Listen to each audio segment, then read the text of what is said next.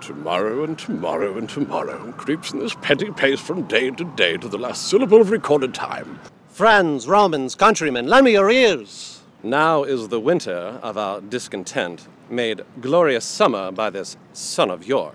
I do much wonder that one man, seeing how much another man is a fool when he dedicates his behaviors to love, will, after he hath laughed at such shallow follies in others, become the argument of his own scorn by falling in love. You lie, Kate, for you're called Bonnie Kate, or Kate the Cursed.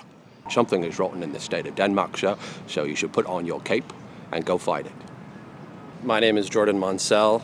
I am an actor, illustrator, part-time writer, full-time humorist. Seeing a professional Shakespeare play, or even reading the text, it's a very religious experience for me. It's like going into a cathedral and looking up. And from the moment I saw Shakespeare as a young kid, it's just been in my life, no matter where I am. My mother had taken my brother and I to see a double feature. And what I remember vividly are these characters coming out of the woods, just surrounding us wearing masks, and I was just enthralled by that. And my mom told me later that I just couldn't take my eyes off the stage. She thought that, seeing two back-to-back Shakespeare plays would be too much for someone that young, but I was hooked from that very moment. So what is going on here? This is amazing. It's not even Halloween. Why are these people wearing masks? It gets under your skin, and it gets in your soul. And I think anyone who's had experience seeing Shakespeare, whether it's here in Central Park or even in their high school play, knows what I'm talking about.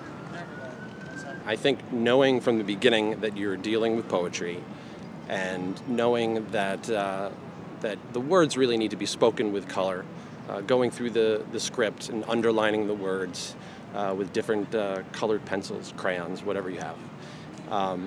But also not overacting it. Sometimes people have the tendency of, I'm doing Shakespeare here, so everything has to be so big and loud.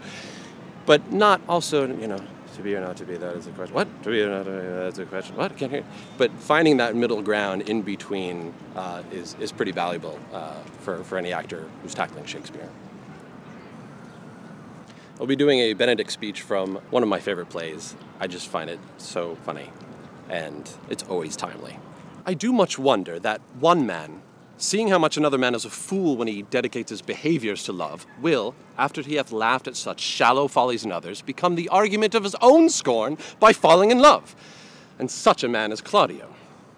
I have known when there was no music with him but the drum and the fife. Now would he rather hear the tabor and the pipe. I have known when he would have walked 10 miles afoot to see a good armor. Now will he lie 10 nights awake, carving the fashion of a new doublet. He was wont to speak plain and to the purpose, like an honest man and a soldier. Now is he turned orthographer, his words a very fantastical banquet, just so many strange dishes. May I be so converted and see with these eyes? I cannot tell, I think not. I will not be sworn, but love may transform me to an oyster. But I shall take my oath on it, till he hath made an oyster of me, he shall never make me such a fool. One woman is fair, yet I am well. Another virtuous, yet I am well. Another noble, yet I am well. But till all virtues be in one woman should never come in my grace. Rich she shall be, that's certain. Wise or I'll none. Virtuous, I'll never cheapen her. Fair, I'll never look on her. Of good discourse, an excellent musician, and her hair should be of what color it please God.